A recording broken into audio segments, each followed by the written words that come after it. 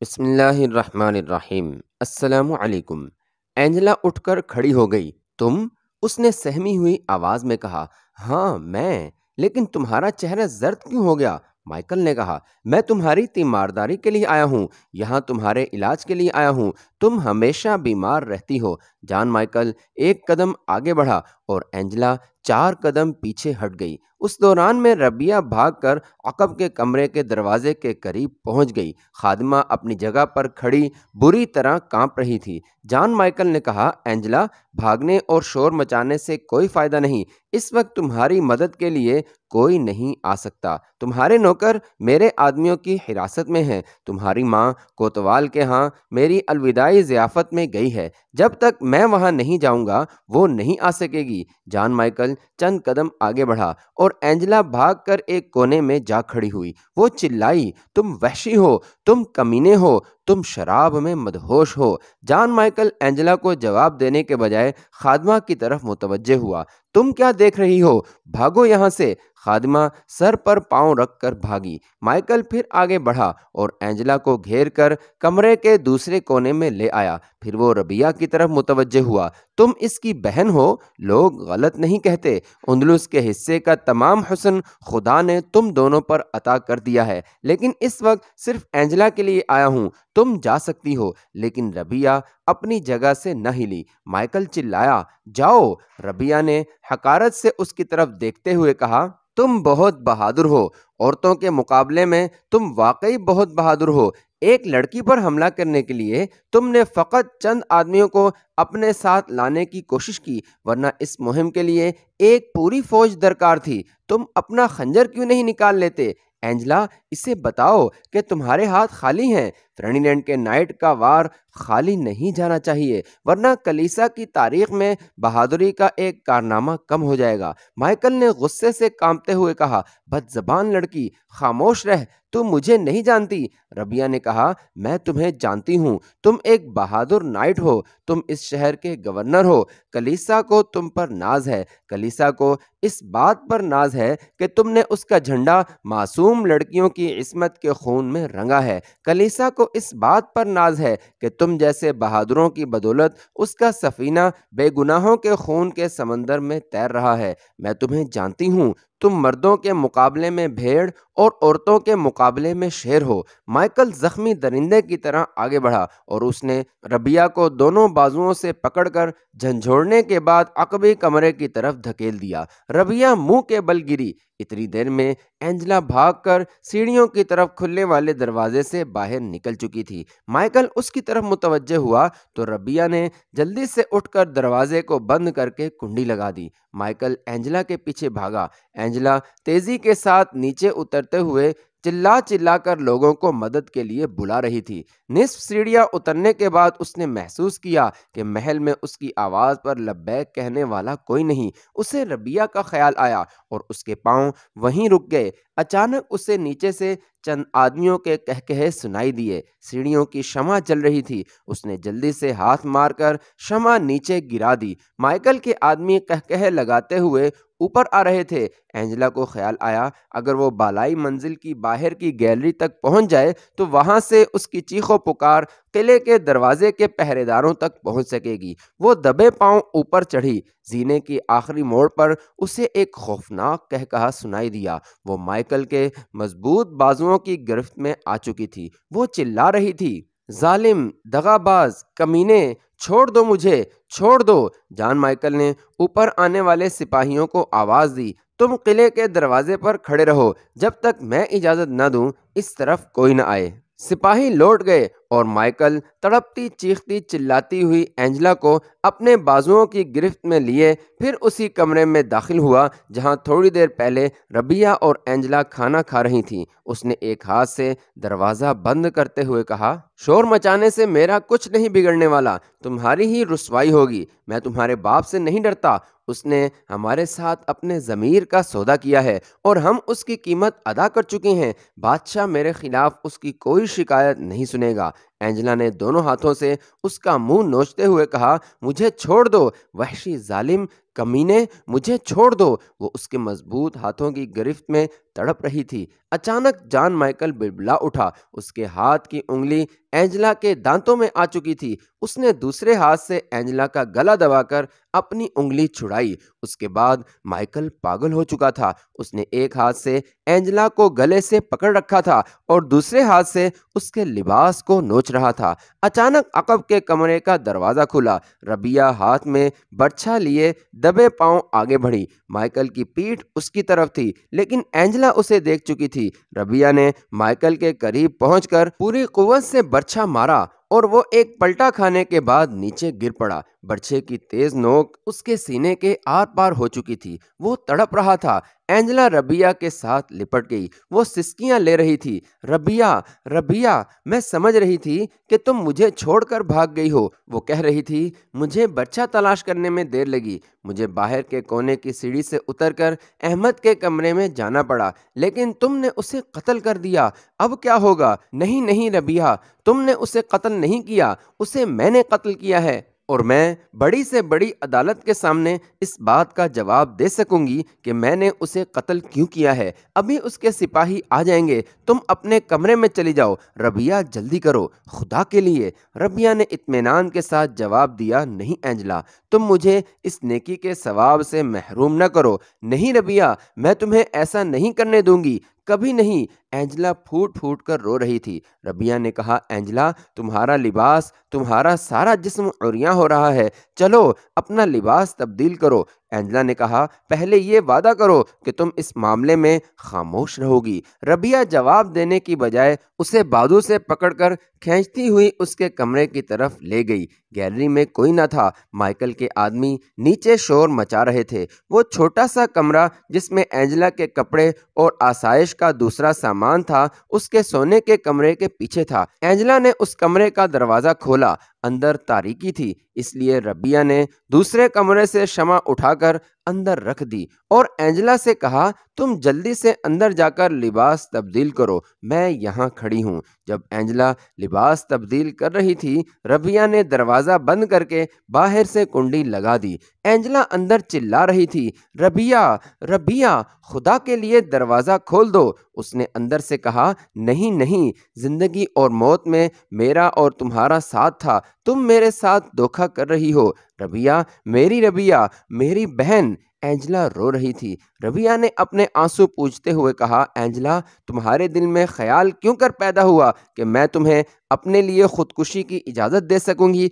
तुम्हें याद है कि तुमने अलहमरा में उनकी जान बचाई थी। उस वक्त मुझे उन पर किसी का एहसान गवारा न था। मुझे तुम्हारी जुर्रत पर रश्क आता था।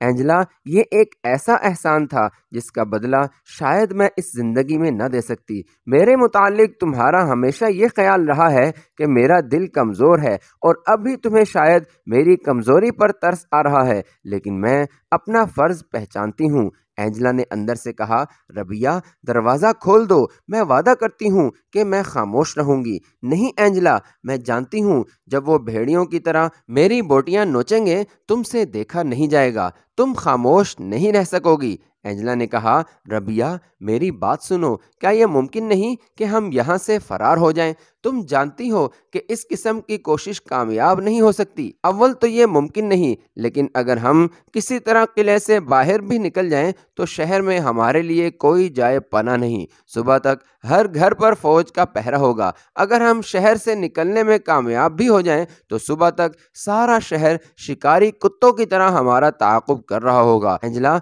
मैंने कोई गुनाह नहीं किया, मैं मौत से क्यों भागूं? मैं लूशा की अदालत में ये क्यों ना कहूं कि मैंने अपना फ़र्ज़ अदा किया है? मैं उनसे रहम की इल्तिजा भी नहीं करूंगी। मेरा बाप कौम का गद्दार है, उसे गद्दारी का सिला मिलना चाहिए। मुमकिन है कि मेरी कुर्बानी के बाद उस पर तौबा का दरवाज़ा खुल जाए। रबिया को महल के दरवाजे की तरफ आदमियों का शोर सुनाई दिया। वो गैलरी की तरफ भागी और एक लम्हा पीछे झांकने के बाद वापस आकर बोली, एंजेला, लोग दरवाजे पर जमा हो रहे हैं। शायद कोतवाल के घर से कोई उसका पता करने आया है और माइकल का कोई आदमी उसे बाखबर करने के लिए ऊपर आ जाएगा। मैं जाती हूँ। एंजेला, खुदा हाफिज। नहीं रबिया, मेरी बात सुनो, मैं मौत की आगोश तक तुम्हारा साथ दूंगी। रबिया, ठहरो। रबिया, रबिया। रबिया जा चुकी थी। اینجلا کو خدا حافظ کہنے کے بعد ربیہ اس کمرے میں پہنچی جہاں مائیکل کی لاش پڑی تھی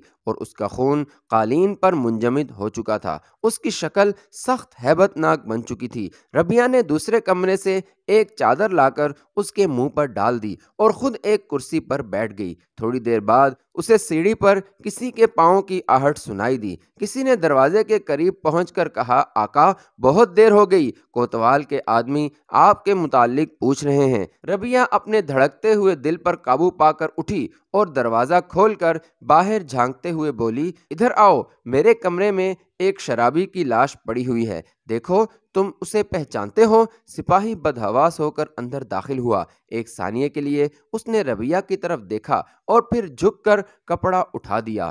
جان مائیکل، وہ بدحواس ہو کر چلایا۔ ربیہ نے کہا، تم اسے جانتے ہو؟ سپاہی نے جواب دیا، یہ شہر کا گورنر ہے، یہ فرڈینینڈ کا مشہور نائٹ ہے، یہ ملکہ کا رشتہ دار ہے۔ اسے کس نے قتل کیا؟ ربیہ نے کہا، تمہیں مجھ سے اس کے متعلق کوئی سوال پوچھنے کا حق نہیں، تم جا کر کوتوال کو اطلاع دو، لیکن اس کے بدلے ہم سب کو پھانسی دی جائے گی۔ ہم جانے سے پہلے اس کے قاتل کو گرفتار کرنا ضروری سمجھتے ہیں، اس کو میں نے قتل کیا ہے۔ سپاہی ایک لمحے کے لیے مبہوت ہو کر ربیہ کی طرف دیکھتا رہا۔ ربیہ نے چلا کر کہا، جاتے کیوں نہیں؟ میری طرف کیا دیکھ رہے ہو؟ کیا تم یہ نہیں جانتے کہ اس شہر کا اصلی حاکم میرا باپ ہے؟ وہ اس شہر کا حاکم ہی نہیں، فرڈینینڈ کا دوست بھی ہے۔ تم ایسے شخص کی حفاظت کی ذمہ کیوں لیتے ہو جو شراب پی کر شرفاء کے گھروں میں گھس آتا ہے؟ میں پوچھتی ہوں، تم اس وقت کہاں تھے جب اس کمرے میں ایک بے بس لڑکی چیخیں مار رہی تھی؟ تم نیچے قہقہے لگا رہے تھے۔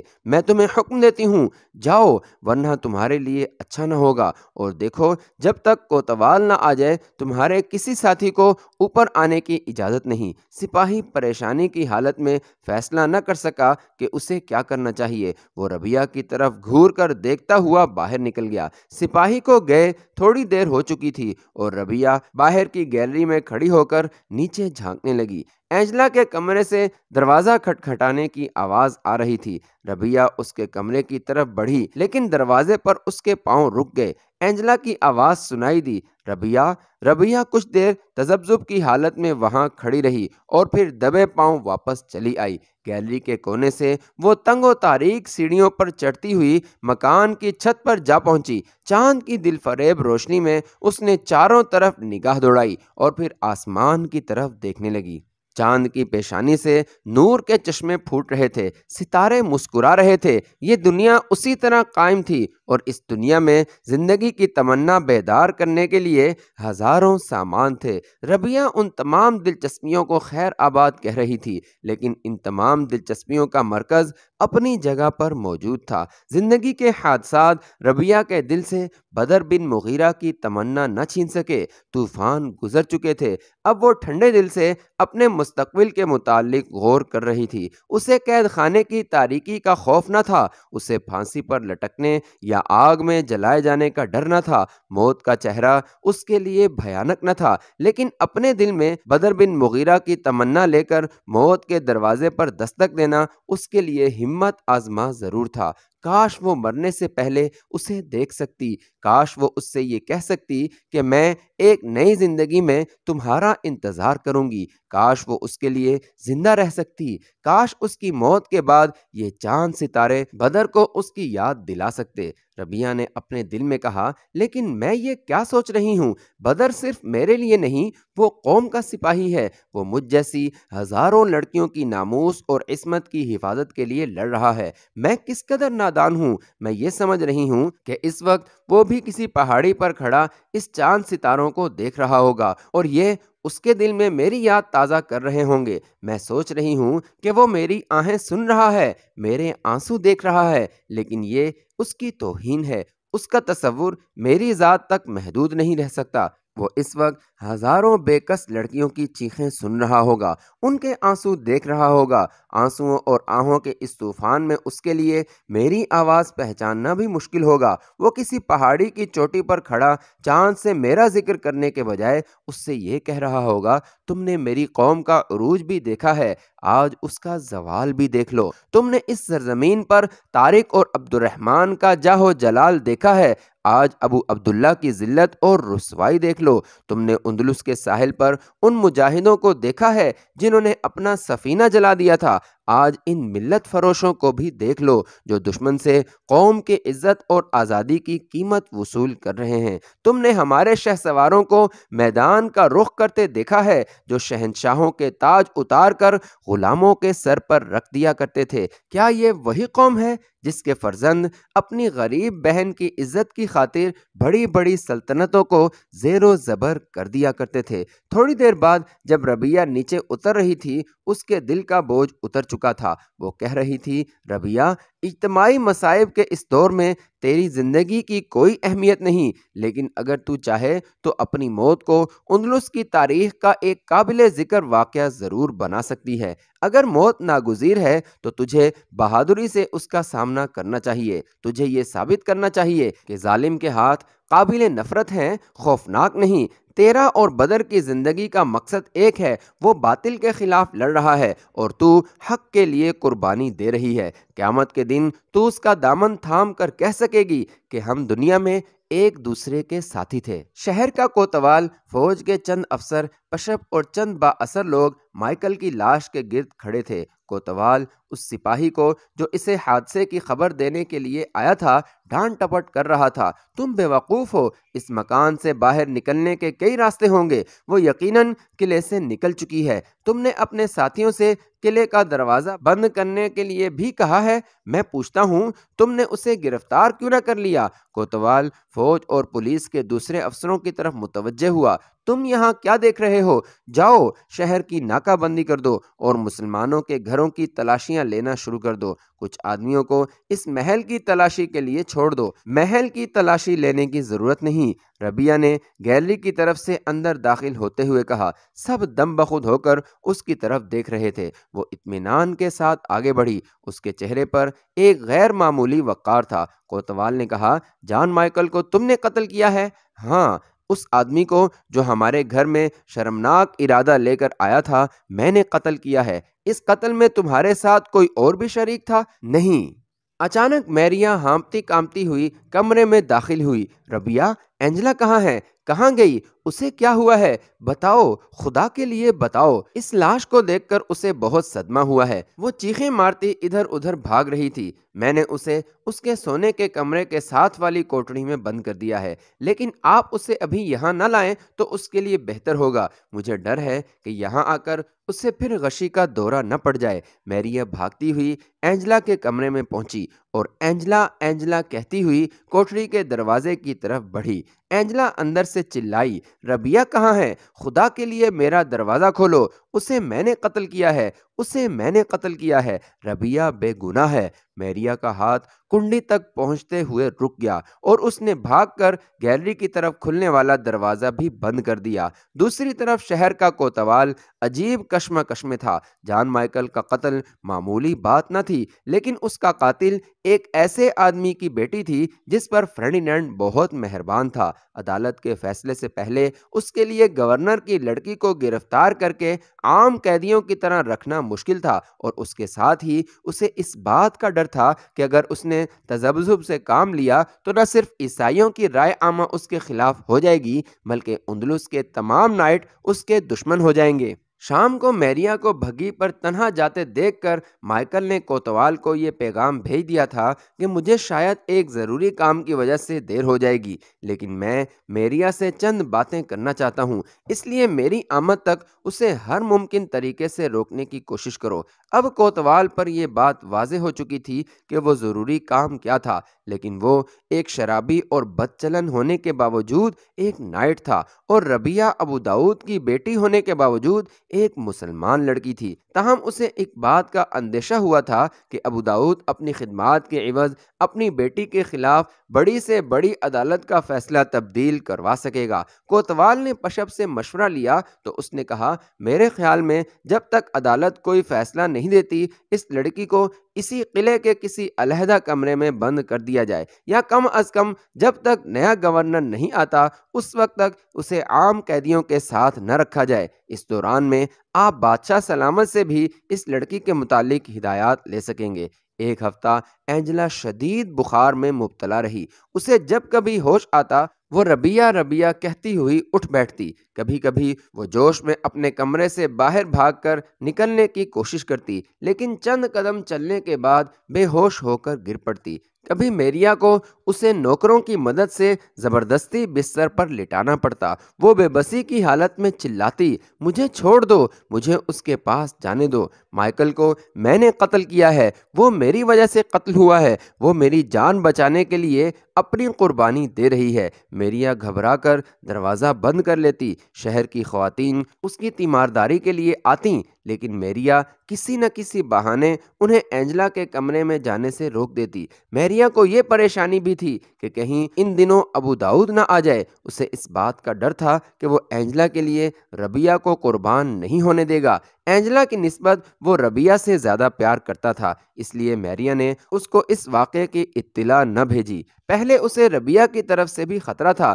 کہ کہیں عدالت میں وہ اپنے بیان سے پھر نہ جائے، لیکن یہ خطرہ اب ٹل چکا تھا۔ ربیہ پادریوں کی عدالت میں اپنے جرم کا اقبال کر چکی تھی۔ عدالت کے نام ازابیلا کا یہ حکم آ چکا تھا کہ مائیکل کے قاتل کو سخت سزا دی جائے۔ مائیکل کے قتل کے بعد عیسائیوں کے جوش و خروش کا یہ عالم تھا کہ وہ اس کے جنازے میں شریک ہونے سے پہلے ہی کئی مسلمانوں کو موت کے گھاٹ اتار چکے تھے۔ شہر کا کوتوال اشبیلیہ کے حاکم اعلیٰ کو لکھ چکا تھا کہ اگر اس لڑکی کو فوراً سزا نہ دی گئی تو شہر میں سخت بد امنی کا خطرہ ہے۔ فرڈینینڈ کو میدان جنگ میں اس واقعے کی اطلاع ملی۔ اگر مقتول کوئی اور ہوتا تو شاید وہ اس معاملے کو دبانے کی کوشش کرتا، لیکن مائیکل اس کا نائٹ تھا، وہ ملکہ کا قریبی رشتہ دار تھا، اور ملکہ یہ سننے کے لیے تیار نہ تھی کہ قاتل کون ہے اور اس کے باپ کی کیا خدمات ہیں۔ جان مائیکل بہرحال ایک نائٹ تھا اور اس کی قاتل ایک مسلمان لڑکی تھی۔